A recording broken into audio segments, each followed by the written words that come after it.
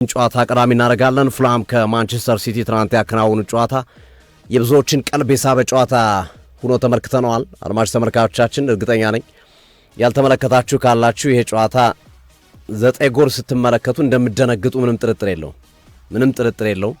በተለይ የመጨረሻዎቹን 20 እና 30 ደቂቃ ያልተመለከተ ተበድሏል። የትናንትናውን ጨዋታ ወይም ከቻላችሁ ሃይላይቱን እዩት።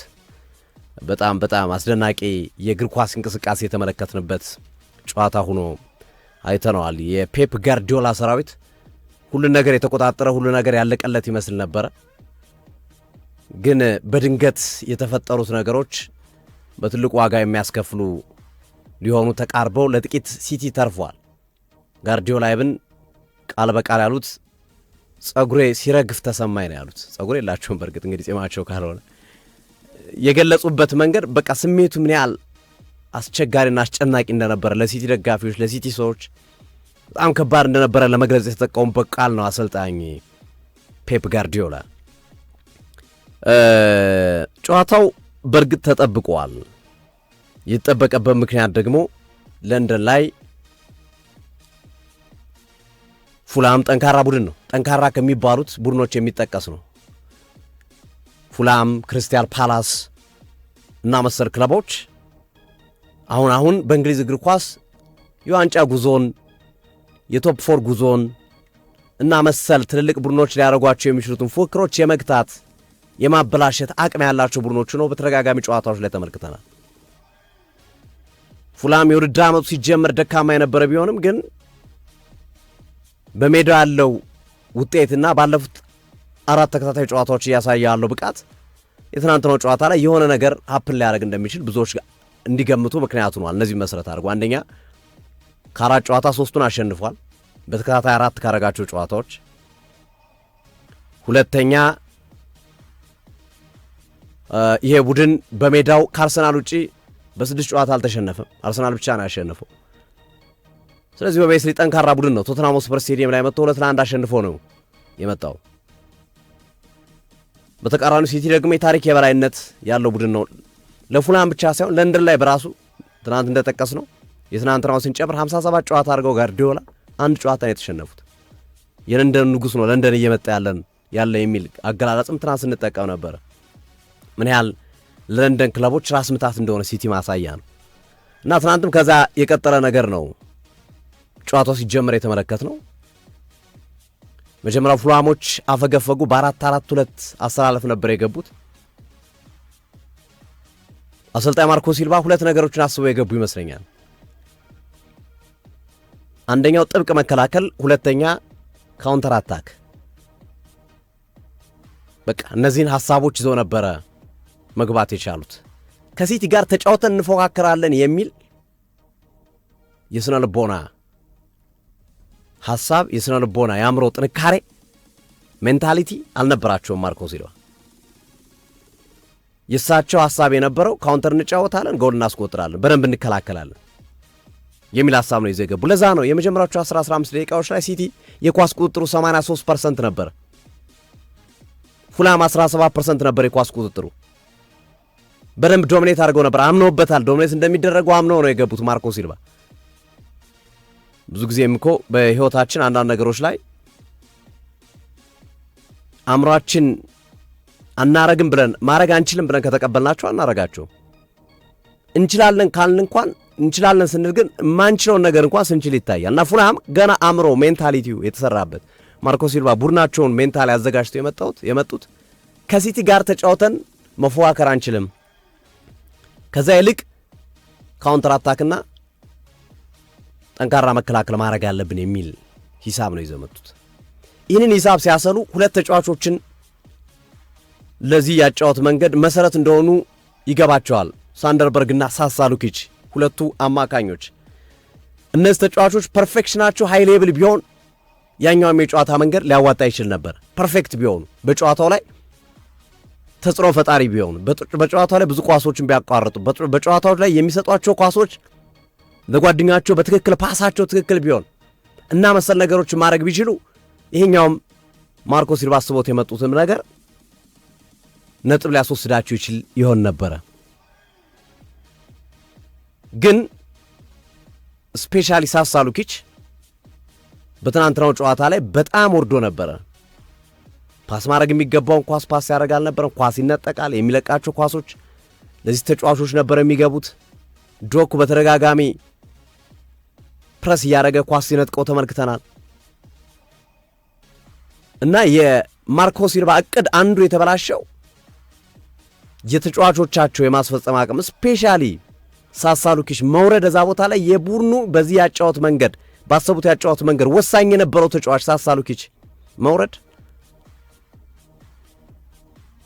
ለማርኮ ሲልቫ አማራጭ አሳጥቷቸዋል። ገና የመጀመሪያ አጋማሽ ነው። ተጫዋች መቀየር አችልም። ብዙ ጊዜ አሰልጣኞች ትልልቅ አሰልጣኞች በ15 በ20 ደቂቃ ፈጥኖ ተጫዋች አይቀይሩም። የፈለገ ቢወርድ ተጫዋች በተሻለ አቅም ችግሩን ፕሮቴክት አድርገው ቆይቶ ቢያንስ ሰከንድ አፍ ላይ የመቀየር እሳቤ ነው እንጂ ያላቸው እንደዛ ያደረጉም። የተጫዋችን ስነ ልቦና ይጎዳል፣ የቡድንን ስነ ልቦና ይጎዳል። ሳሳሉኪች የቡድናቸው ወሳኝ ተጫዋች ነው። ትናንት ጥሩ አልነበረም እንጂ ሲቲ በዛ ልክ የሳሳሉኪች መውረድ ሳንደርበርግም ኮንፊደንሱ እንዲያጣ አድርጎታል። ሳንደርበርግም አንድ ሁለት ኳስ ሲነጠቅ ተመልክተናል ፈርስት ሃፍ ላይ። ያንን ነው የተጠቀሙት። ያንን ክፍተት ነው ፔፕ ጋርዲዮላ በነ ፊል ፎደን በነ ዶኩ ማኒፕሌት አድርገው የተጠቀሙት በደንብ ጨዋታው ላይ የእነዚህን ተጫዋች ክፍተቶች ወይም ጥሩ አቋማቸው ላይ አለመሆን የፈጠረላቸውን እድል በአግባቡ የተጠቀሙት። የእነዚህ ሁለቱ ጥሩ አለመሆን ደግሞ ተከላካዩ ላይ ተጽዕኖ ፈጠረ። ካልቨን ባሴና ሆዋኪም አንደርሰን የመግባባት ችግር ነበረባቸው። ካልቨን ባሴ በጣም የመጀመሪያዎቹ ደቂቃዎች ላይ ሲደናበር ነበረ። ኬኒቲቴ በዚህ ምክንያት እስከ መቀየር ድረስ ደርሷል። ሁለተኛው አጋማሽ ላይ ወርዶ ነበረ። ኬኒቲቴ በፍጹም ዶኩን ማቆም አልቻለም። በፍጥነትም በጉልበትም ያንን ማድረግ የሚያስችለው ብቃት ላይ አልነበረም። በዛ መሃል ሲቲ እንዳልኩት አሁን የጠቀስኳቸው ተጫዋቾች የፈጠሩት ክፍተትን መሰረት በማድረግ ዶኩ ያሻገረውን ኳስ ኤርሊንግ ብራውት ሃላንድ ያስቆጠረበት መንገድ በጣም ድንቅ ነው። በነገራችን ላይ ግብ ጠባቂው በንሊኖ ዝግጁ ቢሆን ኮንሰንትሬሽኑ ወይም የትኩረት አቅሙ ከፍተኛ ቢሆን ያንን ኳስ ማራን ይችል ነበር። ፊት ለፊት የተመታው ፓወር አለው፣ ፍጥነት አለው። ኳሱ ግን ተከልሏል በተወሰነ መንገድ። ግን እንደ ኒክ ፖፕ አይነት ግብ ጠባቂዎች፣ እንደ ዶናሮማ አይነት ግብ ጠባቂዎች፣ አየር ላይ ኳስ ላይ ጥሩ የሆኑ ግብ ጠባቂዎች እንዲህ አይነት ኳስን በተደጋጋሚ ሲያወጡ አይተናቸዋል። ተከልሎም ተሞክሮባቸው ፈጣን ኳስ ኃይል ያለው ኳስን ሲያወጡ እንመለከታቸዋል። እና ፊት ለፊት ነው የመጣለት። በቃ በቆመበት ነው ኳሱን የመጣው ከርቀት ማለት ነው። ኦልሞስት 5 ከ50 ጫፉ ላይ አካባቢ የማራን ድል ነበረ። እሱን አልጠቀመም። ጎሉ ተቆጠረ። ጎሉ ከተቆጠረ በኋላ የፉልሃም ያጫወት መንገድን ለመቀየር ማርኮ ሲልቫ አልቻሉም። ፕላን ኤያቸው ከሸፈባቸው። ፕላን ኤያቸው ሊሆን አልቻለም። ስለዚህ በተለያየ መንገድ ተጫዋቾቹ በራሳቸው መንገድ ጨዋታውን በማጥቃት ለመጫወት ሞከሩ። ግን ሲጫወቱ የሲቲ የተከላካይ መስመር በተወሰነ መንገድ ሲፍረከረክ ተመልክተነዋል። ለምሳሌ ሳሳሉኪች ለራውል ኤሚኔዝ መስጠት የነበረበት ኳስ ኤሚሊ ስሚዝ ሮ ሞክሮት ዶናሮማ የመለሰው ኳስና መሰል ኳሶች የተሞከሩት ከገባባቸው በኋላ ከዛ ፋታ አልሰጡም። ኤርሊንግ ሃላንድ ለቲያን ራይንደርስ የሰነጠቀለት ኳስ ወዲያው አስቆጠረ። ፊል ፎደን ጨመረ። ሶስተኛ ጎል አስተማማኝ አድርጎት ወጡ የመጀመሪያውን አጋማሽ።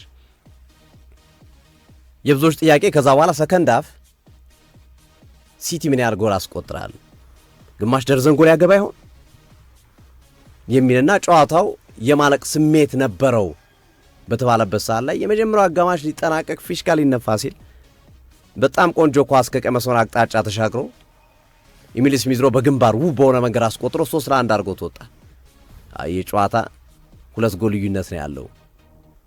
ማርኮ ሲልቫ ተቀያሪ ላይ ያሏቸው ተጫዋቾች ጋርዲዮላ ካለው ተቀያሪ አንጻር ስንመለከት የተሻለ ውጤት ማምጣት የሚችሉ ናቸው የሚሉ ሐሳቦችን ቀድመንም ከጨዋታው በፊትም ገልጸናል። 3-1 ከሆነ በኋላም ያን ሐሳብ አስቀመጥን። ፉልሃም መነቃቃት በቻለበት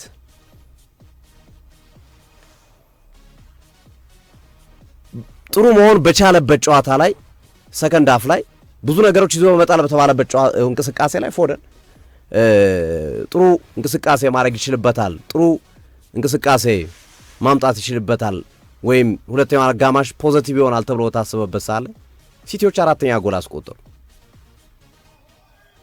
አምስተኛ ጎል አስቆጠሩ። ጨዋታው ፍሪጅ ውስጥ የገባ እና ያለቀ በቃ የተዘጋ ፋይል ይመስል ነበር። ግን ደቂቃው 54 ነበር፣ 54 ደቂቃ ነበር እና አሰልጣኝ ማርኮ ሲልቫ ቅድም መጀመሪያ ላይ ያልኳችሁን ነጥብ ያነሳውላችሁ ነጥብ እዚህ ጋር ነው የምትመጣው። ማርኮ ሲልቫ በትናንትናው ጨዋታ ላይ የመጀመሪያው ሐሳባቸው መከላከል፣ ካውንተር አታክ ብቻ ነበር የነበረው። ሜንታሊ ቡድናቸው እንደሚጫወት አያውቁም ነበር፣ አልተረዱም በሲቲ ደረጃ። ግን በቅያሬዎቻቸው ግን ከሲቲ ጋር እኩል መጫወት እንደሚችሉ እንደም ከሲቲ የተሻለ ፐርፎርም ማድረግ እንደሚችሉ አሳይተዋል። በተለይ ሳሙኤል ቺኩዚ ዶኩ በሲቲ ሲሰራው የነበረውን ስራ ፈርስት ሃፍ ላይ ሳሙኤል ቺኩዚ በሁለተኛው አጋማሽ በፉላም ሲሰራ ነበር። ከዶኩም በተሻለ መንገድ ነበር። 2 ጎሎችን አስቆጥሯል፣ ተቀይሮ ገብቶ በጣም ድንቅ እንቅስቃሴ አሳይቷል። እና የመጀመሪያው የማርኮ ሲልቫ ሜንታሊ ያሰቡት ነገር ነው በትናንትናው ጨዋታ ላይ ዋጋ ያስከፈላቸው እንጂ ቡድኑ መጫወት ይችላል ብሎ ኮምፒት የሚያደርግ ቡድን ሜዳ ላይ ነው የሚጫወተው። ልጫወቱ ነው ቢወጡ ኑሮ ሳሳሉኪችን ይዞ አይገቡም ነበር፣ ኢሚል ስሚዝ ሮውን ይዞ አይገቡም ነበር። ከሱ ይልቅ ከሳሳሉኪች ይልቅ አሌክስ ዮቢ በቶተንሃም ጨዋታ ላይ በ8 ቁጥር ሚና በጣም ድንቅ ስለነበረ አሌክስ ዮቢ ተጠቅሞ አንደኛው አማካይ ላይ ጆርጅ ኪንግን የሚጠቀሙበት ሂደት ይፈጥሩ ነበር። ስለዚህ ጨዋታው የተሻለ ከመከላከል ይልቅ ሞር እኩል ኮምፒት የማድረግ ነገር ይሆንና ጥሩ ፉክክር ይበልጥ እንመለከትበት ነበር። ለዛ ነው ሁለተኛው አጋማሽ ላይ ጨዋታው ያማረበት ዋነኛው ምክንያት ማርኮ ሲልቫ አእምሯቸውን ስለቀየሩ ነው። መጫወት ይችላሉ ብሎ አስበው ተጫዋቾችን ስላስገቡ ነው። እና ለተመልካች በጣም ውብ ነበር። እንዲሁም ጆስኮ ጋቫርዲዮል መስመር ላይ ኳስ አወጣ እንጂ ጨዋታው እኮ 5-5 ላይ ያልቅ ነበር። መስመር ላይ ነው ኳስ ነው ያወጣው። ዶናሩማን አልፎታል እኮ ያ ኳስ።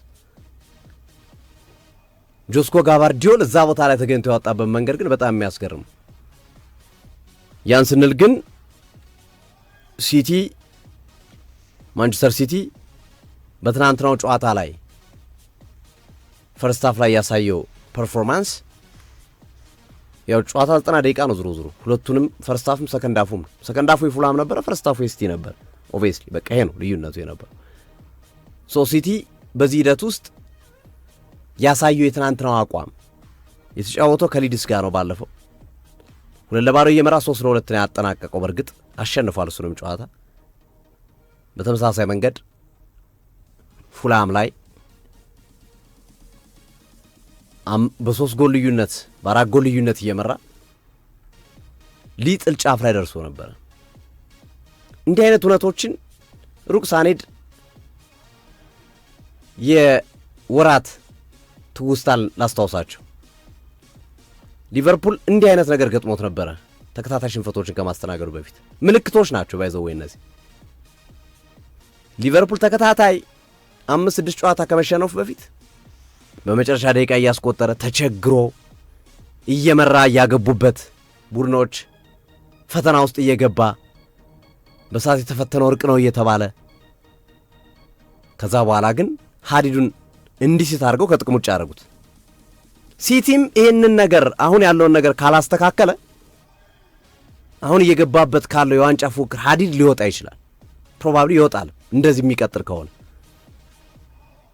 ጋርዲዮላ ከሰጧቸው አስተያየቶች መካከል የተመቸኝ እኔ ይሄን ነገር መለማመድ የለብንም እየመራን በሰፊ ጎል ልዩነት ጎል ማስተናገድን መለማመድ የለብንም፣ በለመድን ቁጥር ዋጋ እንከፍላለን የሚል አስተያየታቸውን ነው የሰጡት። ልክ ናቸው። አሁን ሲቲ ምን አይነት አምሮ ነው ይዞ የሚገባው? በየጨዋታዎቹ ጎል ባስቆጠር ይቆጠርብኛል እያለ እያሰበ ነው የሚገባው። ጎል አስቆጥራለሁ ግን ይቆጠርብኛል እያለ ነው የሚገባው። ገብቷል? ምክንያቱም 2 ጨዋታ 2 ጎል 4 ጎል 6 ጎል በ2 ሳምንት ነው፣ በ2 ጨዋታ 6 ጎል ነው ያስተናገደው። በሰፊ ውጤት እየመራ በዛ ልክ የመጣ ከሆነ ተከላካዩ ልክ አይደለም ማለት ነው፣ ባላንስ አይደለም ማለት ነው። ቡድኑ ያጠቃል ሊቨርፑል ላይ የነበረው ችግር ማለት ነው። ሊቨርፑል ያገባል። በኋላ ላይ አግቢዎቹ አቋማቸው ሲቀንስ ምን ሆነ? መግባት ብቻ ሆነ ስራው፣ ጎል ማስተናገድ ብቻ ሆነ ስራቸው። ስለዚህ ጋርዲዮላም ይሄ የማስጠንቀቂያ ደወል ናቸው። ሁለቱ ጨዋታዎች በጣም የማስጠንቀቂያ ደወሎች ናቸው። መንቃት ይኖርባቸዋል። ጥሩ አጋጣሚ ነው። እንደዚህም ተፈትነው 3 ነጥብ ማሳካታቸው አስደሳች ነው ለሳቸው። አያስከፋም፣ ግን ደግሞ ደረት አያስነፋም። በኋላ ላይ ከሚያመጣው ችግር አንጻር ከአርሰናል ጋር 2 ነጥብ አድርገው ዛሬ አርሰናል ጫና ውስጥ ከተውታል። ከብሬንፎርድ ጋር ከሚያደርገው ጨዋታ በፊት ካሸነፈ መልሶ ወደ 5 ያሳድገዋል። ግን ይህንን ተፎካካሪነት መንፈስ ከዓመቱ መጨረሻ ለመቀጠል በዋንጫ ፉክክር ውስጥ ለመቀጠል ግን የትናንትና እና የሊድሱ ጨዋታ ፐርፎርማንስ በፍጹም ሲቲን ለዋንጫ የሚያፎካክረው አይደለም። እንደገና ራሱን ማየትና ማስተካከል ይኖርበታል። በእርግጥ ሮድሪን ፊትነሱን ለመጠበቅ ተብሎ ነው። አሁን ጉዳት አይደለም ሮድሪ ፊት እንዲሆን በቃ ኮምፒታንት ሆኖ እንዲመጣ ከመፈለግ አንጻር እየተሰራ ነው ያለው። አንዱ እሱ ሲመጣ ይሄ የተከላካይ መስመሩ ክፍተት የሚቀረፍ ይመስለኛል፣ በቀድሞ ፐርፎርማንሱ ላይ የሚመጣ ከሆነ ማለት ነው። አንድ ያላቸው አማራጭ እሱ ነው። ይህ ተጫዋች ለውጥ ሊያመጣ ይችላል። አሁን የሚያስተናግዱትን ጎሎች ይቀንሳል። ኒኮ ጎንዛሌዝ ባላንሱን ከመስራት አንጻር ኦብቪየስሊ ክፍተት ነው። ኮቫቺች ሰርጀሪ አድርጓል። በእርግጥ ጉዳቱ ያጭር ጊዜ አይደለም፣ ግን እነዚህ ተጫዋች ሲመለሱ አሁን በዚሁ እንደው ከቀጠሉ ትንሽ 3 ነጥብ እያገኙ እንዲሁ መቀጠል የሚችሉ ከሆነ 3 4 5 ጨዋታ አሁንም መቀጠል ከቻሉ ኮቫቺች ሮድሪ ሲመጡ የመስተካከል ተከላካዩ በቂ ሚዛንና ሽፋን የማግኘት ሂደት ሊኖረው ይችላል ብዬ አስባለሁ። አለበለዚያ ሮድሪና ኮቫች የማይመለሱ ከሆነ አሁን ባለው እንቅስቃሴ ሲቲ ለእኔ ቀይ መብራት እየበራበት ነው። ከቢጫ አልፎ ቀይ ቦግ እያለበት ሽንፈት የማስተናገድ እድሉ በጣም ሰፊ ነው በቀጣዮች ጨዋታዎች ካሳዩ ፐርፎርማንስ አንጻር። ስለዚህ እሱ በጣም ሊታሰብበት ይገባል። ጋርዲዮላም ሊሰሩበት የሚገባ ጉዳይ ነው። በዛ ላይ በየጨዋታው አንድ አይነት ተጫዋቾችን እየተጠቀሙ ያሉት አሁን በየ3 ቀን ነው ጨዋታ ያሉ የምተማመርበት ጨዋታ። አንዱ ትናንት ስናነሳው ነበር አይደል? ትልቁ የጋርዲዮላ ስህተት ዶኩን ያስወጡት ይገባኛል። ሰንደርላንድ ጋር ነው ቀጣይ ጨዋታቸው፣ ጉልበት የሚፈልግ ጨዋታ። እንደ ዶኩ አይነት አንድ ለአንድ ጥሩ የሆነ ተጫዋች የሚፈልግ ተጫዋች ነው። ከማንም ተጫዋች በላይ ከሃላንድም ከማንም ተጫዋች በላይ ከፎደንም የሰንደርላንዱ ጨዋታ ዶኩን አጥብቆ ይፈልጋል። ለዛ ነው ቀይሮ ለረፍት ያስወጡት፣ እንዲያርፍ ያስወጡት። ምክንያቱም ፎደን ጎበዝ ቴክኒሻን ተጫዋች ነው፣ ጉልበት የለው። እንደ ሰንደርላንድ አይነት እንደነ ሳዲቂ አይነት ተጫዋቾች እንደነ ዣክ አይነት ተጫዋቾች በቀላሉ ነው ኳስ የሚነጥቁት፣ በቀላሉ ነው ኳስ የሚያስጥሉት። እንደ ዶኩ አይነት ተጫዋች ግን ጉልበት አለው፣ ሲፈልግ ገፍቶ ይሄዳል። ቴክኒካሊም አቅም ያለው ተጫዋች ነው። ስለዚህ ጋርዲዮላ ያንን አስበው እንደቀየሩ እረዳለሁ። ግን በሳቢኒዮና በዶኩ መካከል ያለው የአቅም ልዩነት ግን የሰማይና የመሬት ያህል ነው። በቃ በፍጹም አይገናኙ። ሳቢኒዮ ገብቶ እኮ አንድ ነገር መፍጠር አልቻለም። መፍጠር አይደለም ኳስ ሲሰጣቸው ነበር፣ ሲወስዱበት ነበር ከሱ ላይ። የማዕዘን ምቷ ተሻግራ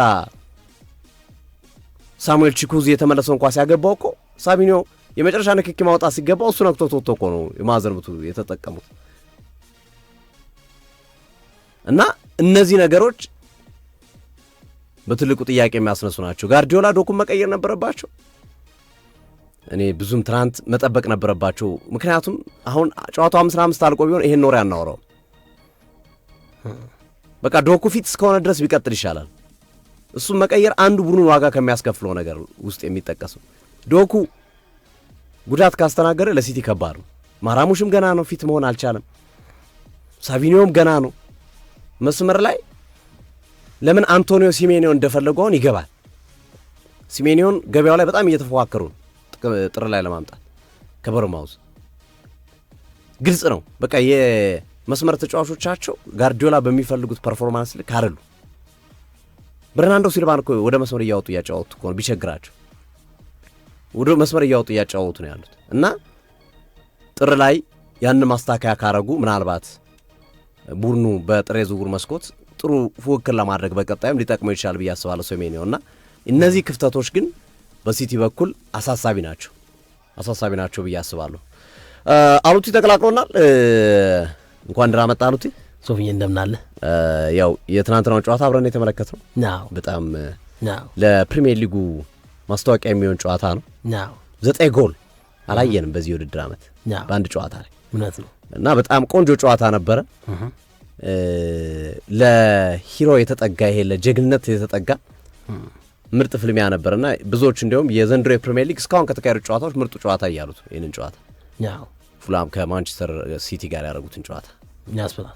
በተወሰነ መንገድ አሉት የሚጨምረው ነገር ካለ የተወሰነ ነጥቦችን በቀጥታ ስርጭት ላይም ሀሳቦችን እያነሳን ነበር። ትላንት ፕሮግራማችን ላይ ማንቸስተር ሲቲ እንግዲህ 4 ጎል ተቆጥሮበት የሁለት የእርስ በርስ ግንኙነቶችን ሲያሸንፍ ለመጨረሻ ጊዜ ሼፊልድ ዌንስዴይን ያሸንፈው መሰለኛል 1957 ላይ የተደረገ መርሃ ግብር ነው እና ከዛ በኋላ ያደረጋቸውን ጨዋታዎች እንግዲህ ማንቸስተር ሲቲ 5 ጎል ተቆጥሮበት አሸንፎ አያውቅም። ሼፊልድ ዌንስዴይን ነው እንግዲህ 1957 ላይ ይህ ማለት ከ69 ዓመት በኋላ ማለት እንደማለት ትላንትና ፔፕ ጋርዲዮላ ሌላው መጥፎ ሪከርድ በማንቸስተር ሲቲ ቤት የሰሩት ከ69 በኋላ አሸንፈውም ቢሆን ግን የተከላካይ ክፍላቸው ጥያቄ ውስጥ ያለበትን ነገር የቃኘንበት የፈተሽንበት ጨዋታ ነው። ለሌሎች ጨዋታዎች ጋራንቲ አትሆንም። ሪያል ማድሪድን ስትገጥም፣ ሌሎች የፕሪሚየር ሊግ ተፎካካሪዎችን ስትገጥም ከሊጉ ፉክክር አኳያ እርሳቸውም እንደተናገሩት በዘንድሮ ዓመት አንድ ትልቅ ዋንጫ እናንሳካለን ህልሜ ነው የሚል ሀሳባቸውን አጋርተው ነበርና ለዛ የትላንቱ እንቅስቃሴ አመላካች ነው አይመስልም። በጣም ፉልሃምን በደንብ ማሞገስ ይኖርብናል ብዬ አስባለሁ። የክብር ተሸናፊ ነው፣ ሁሉንም የሚችለው ነገር አድርገዋል እና በጣም ጥሩ የሚባል ምሽት ነበር የተመለከት ነው።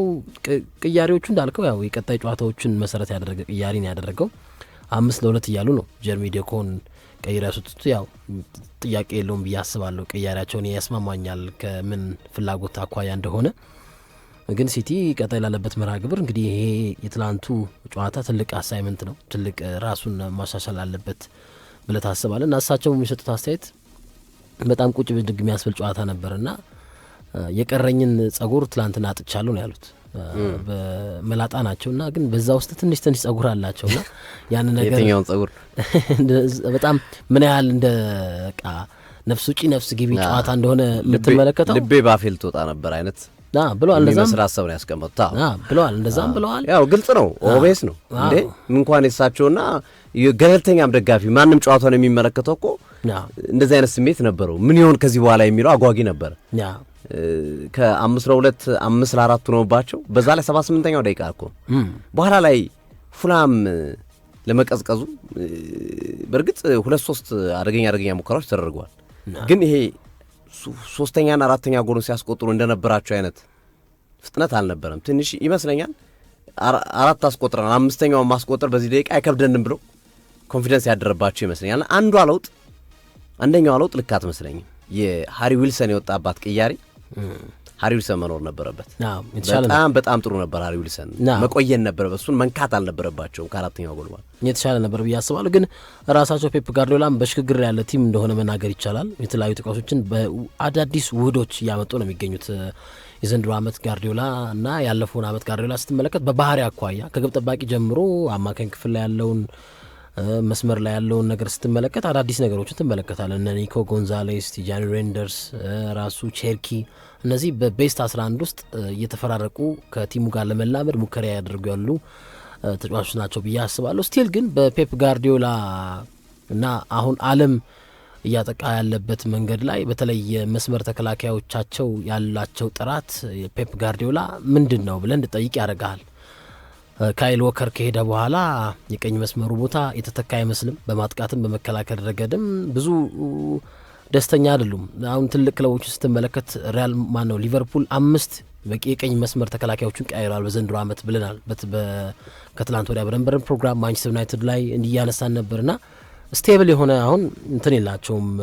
የፔፕ ጋርዲዮላም የቀኝ መስመር መከላከል ማቲያስ ኑኔዝን ነው ያለ ቦታው እያጫወቱ የሚገኙትና ይህን ተጫዋች እዚህ ያመጡት ስላልረኩ ነው። በሌሎች ተጫዋቾች የሚሰጣቸውን ትእዛዞች ስላልረኩ ነው እና እዚህ ቦታ ላይ ያሉ ተጫዋቾች እንግዲህ ጥሩ እንዳልሆኑ ማሳያ ነው። የነ ሪኮ ሊዊስን መለስ ብሎ ሲያጫውቱ ትመለከታለህ እና የቀኝ መስመርና የግራ መስመራቸው የመከላከል አቅሙ እንደ ድሮ አስተማማኝ ነበር። ሲቲ የፕሪሚየር ሊጉን ዋንጫ በተጎናጸፈባቸው ዓመታት በቻምፒዮንስ ሊጉ ላይ ተፎካካሪ የሆኑ ዋንጫ ሲያነሳ የተከላካይ ክፍሉ በጣም አስተማማኝ ነበር።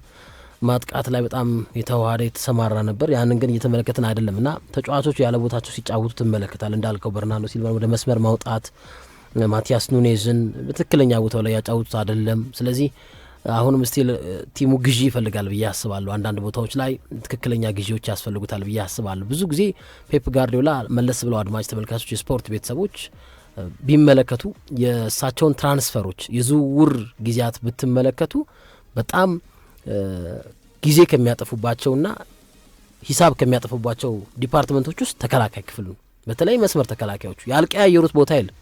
በግራም ብትል በቀኝም ብትል ትልልቅ የሚባሉ ተጫዋቾችን ለማምጣት ሙከራ አድርገዋል። የተሳካላቸው አሉ፣ ያልተሳካላቸውም አሉና ከወከር በኋላም በዛኛው በኩልም እንዴ በደንብ በጣም የማንቸስተር ሲቲ በጣም ብዙ መዋልና የወጣበት ዲፓርትመንት ተከላካዩ ከሌሎች ከአማካኙ ከአጥቂው ብትል ይሄ የኋላው አራቱ በተለይ የመስመር ተከላካዮች አስታውሳለሁ። በዛን ወቅት የአፍሪካ ሀገራቶች ራሱ ለመከላከያ ሚኒስትራቸው ያን ያህል ገንዘብ ያወጡም ሲባሉ 1 ቢሊዮን ለተከላካይ ብቻ ወጥቶ ነበር። ያ ማለት ለነ ሮቢን ዲያስ፣ ለነ አይመሪክ ላፖርት፣ ለነ ካይል ዎከር፣ ግራ ላይ ጆዋ ካንሴሎ፣ ሜንዲ፣ ቤንጃሚን ሜንዲ ነው ቤንጃሚን ሜንዲ ፌርላን የሪያል ማድሪድ ነው ቤንጃሚን ሜንዲ እያል እና አስታውሳለሁ የአፍሪካ ሀገራቶች እንኳን ይሄን ያህል ለመከላከያ ሚኒስትራቸው ያወጡም ጋርዲዮላ ባወጡት ለተከላካይ ባወጡት ልክ የሚል ነገር ይሰማል። ያው እና ያን ነገር አሁን አልተኩት የለም እና ለዛ ነው በጣም የተዳከመው። አሁን ቢያንስ ወከር የሚታማበት ነገር እኮ ቢያንስ መከላከሉ ላይ ይታማል፣ ግን ማጥቃቱ ላይ ግን በጣም በካውንተር አታክ የሚያደርጋቸው እንቅስቃሴዎች፣ ድሪብሎቹ በቃ ይሄ የዘመናዊ እግር ኳስ አዲሱ የዘመኑ ማጥቂያ የመስመር ማጥቃት ላይ የተሞረከዘ ነው ብለህ ጀጅ አድርገህ ነበር እና በወቅቱ የነ ዳንኤል አልቬስን አይነት ስታይል በቃ ትመለከታለህ። የነ ዮርዲ አልባ እና ማርሴሎ የሚያደርጉትን ነገር ሲቲ ቤትም ያንን ነገር ይዘው መጥተው ነበር ፔፕ ጋርዲዮላ በግዢዎቻቸው። ያ ግን አሁን የለም እና ፔፕ ጋርዲዮላ መለስ ብለው የሀሳብን ማለቅ አይባቸዋለሁ፣ የሺፍቲንግም እመለከትባቸዋለሁ። ኳስ ይዞ የሚጫወት ቡድንን አይደለም ከጨዋታ ጨዋታ የምትመለከተው ያ የተረጋጋ ኳስ የሚያንሸራሽር ብዙ ፓስ የሚቀባበል በተቃራኒ የፔናልቲ ቦክስ ውስጥ ብዙ ኳስ የሚነካ ተደጋጋሚ ኳሶችን የሚያስቆጥር እየተመራ ጎል የሚያስቆጥር ቡድን ነበር ማንቸስተር ሲቲ። ግን ከባድ ነው እና ትላንት በፕሮግራማችን ላይ አንስቼዋለሁ። በፕሪሚየር ሊጉ ከ6 ጨዋታ በላይ የተሸነፈ ክለብ ዋንጫ ሲወስድ እኔ አልተመለከትኩትም። ወይ ታረማለሁ። ማክሲመም 6 ጨዋታ የተሸነፈ ቡድን ራሱ ሲቲ ተሸንፎ ዋንጫ ሲያነሳ ተመልክቻለሁ። ግን አሁን የሲቲ ራሱ የዋንጫ ተፎካካሪ ቡድን ነው ትለዋል፣ ያው ማቴማቲካሊ ትለዋል ከአርሰናል ጋር 2 ነጥብ ስላለው ልዩነት። ግን ምን ያህል የፕሪሚየር ሊጉ ተፎካካሪ ክለቦች ለአርሰናል በጣም ደካማ እንደሆኑ ማሳያው የፕሪሚየር ሊጉ ተፎካካሪ ክለብ የሆነው ሲቲ እስካሁን በተደረጉ ጨዋታዎች 4 ጨዋታ ተሸንፏል እና ይሄ የፕሪሚየር ሊጉን የዘንድሮ ዓመት የፉክክር መጠን በደንብ ጀጅ የሚያደርግ ነው ብዬ አስባለሁ። ከዚህ በኋላስ ገና ከ15ኛ ሳምንት በኋላ እስከ 38ኛ ሳምንት ድረስ ሲቲ ምን ያህል ጨዋታ ይሸነፋል? አሁን 2 ከተሸነፈ በቃ ልትል እኮ ነው። እኔ ከ6 ጨዋታ በላይ ተሸንፎ የፕሪሚየር ሊግ ሻምፒዮን የሆነ ቡድን አይቻላቅ ባየሁባቸው የፕሪሚየር ሊግ ጊዜያት ውስጥ እና ሲቲ እስካሁን 4 ተሸንፏል። ቼልሲ 3 ተሸንፏል እስካሁን ድረስ፣ አስቶን ቪላ 3፣ ብራይተን 3 እያልክ ትሄዳለህ። ያው ለዋንጫ ባይገመቱም ግን እንደዚህ ትላለህ እና አርሰናል ነው እስካሁን 1 ጊዜ የተሸነፈው። ዲስ የታይትል ኮንቴንደር አይነት መገለጫ ካራክተር ያለው ቡድን እንደዚህ ነው መሆን ያለበት። ተፎካካሪዎችም እንደዚህ ነው መሆን ያለበት። ሊቨርፑል እኮ ከማንቸስተር ሲቲ ጋር ሲወዳደር እኮ ጥቂት ጨዋታዎችን ተሸንፎ እኮ ዋንጫ ያጣበት ጊዜ አለ እኮ። ጥቂት ጨዋታዎችን አይ ቲንክ ሁለት ጨዋታ ተሸንፎ ሊቨርፑል እኮ ዋንጫ ያላነሳበት ጊዜ አለ። ሶ ዲስ ማለት ይሄኛው የውድድር ዓመት በጣም ለዋንጫ የሚፎካከሩ ክለቦች ያለባቸው በጣም ብዙ ቀዳዳዎች ፍንትው ብሎ ወጥቷል። በቼልሲም ቤት በሊቨርፑል ቤት ኦብቪየስሊ ጥያቄ የለውም። በሲቲም ቤት አሁን እያሸነፈም እኮ መጥቷል። ሲቲ እኮ ችግር የለም እያሸነፈም የሆነ በጣም ጓራንትድ የሆነም እያሸነፍከም እኮ ዋንጫ ሊያነሳ ይችላል ብለህ ልትናገር ትችላለህ። ጓራንትድ ቢሆን ግን ጓራንቲ የለውም፣ ምንም ዋስትና የለውም እና ፔፕ ጋርዲዮላ በዚህ አካሄዳቸው ለዋንጫ ይጫወታሉ ማለት ከባድ ነው። ራሳቸውም ትልቅ ዋንጫ ይጠብቀኛል በዚህ ዓመት ከሁለት አንዱ ትልቅ ዋንጫ እናሳካለን ማለት ያው ወይ ቻምፒዮንስ ሊግ ነው ወይ ፕሪሚየር ሊግ ነው ማለት ይቻላል እና በዚህ አቋማቸው ግን ያን ነገር ያሳካሉ ወይስ ራሳቸው የተማመኑበት ሌላ ግዢዎች ይኖራሉ ጥር ላይ ወይስ የመሀል ሜዳው አውራ ሮድሪ ሲመጣ ሊያደርጉት የሚችሉት ነገር አለ የሚለው ነገር በጣም በጉጉት ይጠብቃል እንጂ በፕሪሚየር ሊጉ በዘንድሮ ዓመት እየተመለከት ነው ያለው አቋም በጣም በጣም ደካማ ነውና ይሄ ክሪቲካሊ መታየት አለበት ብዬ አስባለሁና ይሄ ነው ሀሳቤ። በጣም አሪፍ አድማጭ ተመልካቾቻችን ፕሮግራማችን እንደቀጠለ ይገኛል። አድማጭ ተመልካቾቻችን እስከ 8 ሰዓት ድረስ እንቀጥላለን። ወደ ቀጣይ ጉዳዮቻችን እናምራለን። ቀጣዩ ትኩረታችን አርሰናል ከብሬንፎርድ ጋር የሚያደርጉት የእንግሊዝ ፕሪሚየር ሊግ 14ኛ ሳምንት ጨዋታ በጉጉት ይጠበቃል። አርሰናል መሪነቱን አጠናክሮ የሚቀጥልበት መልስ ወደ 5 ነጥብ ከፍ የሚያደርግበት ወይስ ደግሞ የሲቲ ካጠገቡ መምጣት የሲቲ በሁለት ነጥብ ማጥበብ ጫና የሚፈጥርበት የሚለውን እንመለከታለን። ባለፉት ጊዜያቶች በተለይ በዘንድሮ የውድድር ዓመት አርሰናል በሲቲ ጫና ውስጥ የገባበትን ጨዋታ በማሸነፍ ነጡን አስፍቶ የሄደበት ሂደት እንዳለ ይታወሳል። በኒውካስል ሲቲ ከመሸነፉ በፊት ከአርሰናል ጋር ያለው የነጥብ ልዩነት ወደ 4 አጥቦ ነበር። ነገር ግን አርሰናል ተጋጣሚውን ሲያሸንፍ ሲቲ በኒውካስል በመሸነፉ እንደገና የነጥብ ልዩነታቸው ሰፍቶ ነበር ወደ 7። እንደገና ከቸልሲ ጋር አቻ መውጣቱ አርሰናል እንደገና አሁን እድሉን ፈጥሮላቸው 5 የነበረው የነጥብ ልዩነት ትናንት ወደ 2 ጠቦ አድሯል። ግን አርሰናል አንድ ጨዋታ እጁ ላይ አለ። አርሰናል ከብሬንፎርድ ምን ይጠበቃል? እነማን ይሰለፋሉ? ስለዚህ በስፋት እንመለከተዋለን። ሲቲ ቁጥሩን ቢሆን ኖሮ እኮ አሁን ኒውካስትል በድሮ አቋሙ ቢያሸንፍ ኖሮ እኮ መሪ ነበር። መሪ የሚሆንበት እድል ይኖር ነበር መሪ እንጂ አሁን በዚህ በአርሰናል ሀስል ውስጥ አርሰናል እነ ቶተንሃምን እነ ሰንደርላንድን እነ ቼልሲን ባገኘባቸው ጨዋታዎች ውስጥ የሲቲ አስፈሪነት እንደ ድሮ ቢሆን እንደ ድሮ የተመራ ጨዋታ የሚያሸንፍ ቢሆን እኮ አሁን እኮ ዛሬ በአንድ ነጥብ በልጦት አርሰናል ይጫወት ነበር። ይህ አቅም የለም አሁን የለም እኮ ለዛ ነው አርሰናል የተፎካካሪ ቡድን ጥንካሬ ደካማ ነው በዘንድሮ ዓመት። ምን ለዚህ ሁሉም አምናም ደካማ ነበር። አምናም ደካማ ነው። ሊቨርፑል ዋንጫ ሲያነሳ የተፎካካሪ ክለቦች ጥንካሬ ደካማ ነበር። ዘንድሮ እስካሁን ያለው ውጤት የሚያሳየው የተፎካካሪ ቡድኖችና ተያያዥ ቡድኖች እንቅስቃሴ ምክንያቱም ሲቲ 4 ጨዋታ ተሸንፏል። ቼልሲ 3 ተሸንፏል። ሊቨርፑል በተመሳሳይ 6 ነው። ትየሌሌ ነው። እነዚህ ዋንጫ የምጠብቃቸው ቡድኖች ገና ከወዲሁ ገና በ13 እና በ14 ሳምንት ያለው እንቅስቃሴ ይሄን ያሳይ። ከዚህ በኋላ ጠንክረው ይወጣሉ አናቅም። በውድድር ዓመቱ እኮ ይሄንን ነገር ሌላ ልንለው እንችላለን። ጠንክረው መጥቶ ቡድኖቹ ሁሉንም ጨዋታዎች አሸንፈው መጥተው ሁሉም ቡድኖች ሌላ የዋንጫ ፉክክር ስሜት ሊሰጡ ይችላሉ። ግን አጀማምራቸውን የሚያሳየው ነገር ግን ካሁኑ የሊጉ የፉክክር መጠን በተወሰነ መንገድ እንደተቸገሩ ያሳያል። ግን የሌሎችንም ቡድኖች መጠንከርም ያሳያል። አሁን እነ ብሬንፎርድ፣ እነ ፉልሃም፣ እነ ክሪስታል ፓላስ በዘንድሮ ውድድር ዓመት ጠንከር ብለው የመጡ ቡድኖች ናቸው በእንግሊዝ ፕሪሚየር ሊግ ማለት ነው። አምና ለምሳሌ በነበረው እንግሊዝ ፕሪሚየር ሊግ ውድድር ላይ ብራይተን ያሳየና አቋም በጣም ድንቅ ነበር። ያልተጠበቁ ቡድኖች ናቸው። አውሮፓ ታቻ ምን አሁን የገቡት አውሮፓ መድረክ ላይ ያልተጠበቁ ቡድኖች ናቸው። እና አስቶን ቪላ አውሮፓ መድረክ ውስጥ ገብተዋል። እነ ኒውካስል ታቻ አምና በተመሳሳይ መንገድ ኒውካስል ቻምፒዮንስ ሊግ ውስጥ ገብቶ ጨርሷል። እነ ክሪስታል ፓላስ፣ እነ ብራይተን በአውሮፓ እነ ኖቲንግሃም ፎረስት በአውሮፓ መድረክ መጥተዋል። ይሄ የእንግሊዝ እግር ኳስን አንድም ዳይናሚዝም የሚያሳይ ይመስለኛል። እግር ኳሱ ራሱ ተጠባቂ ተገማች እንዳይሆን እያደረገ ያለ ይመስለኛል።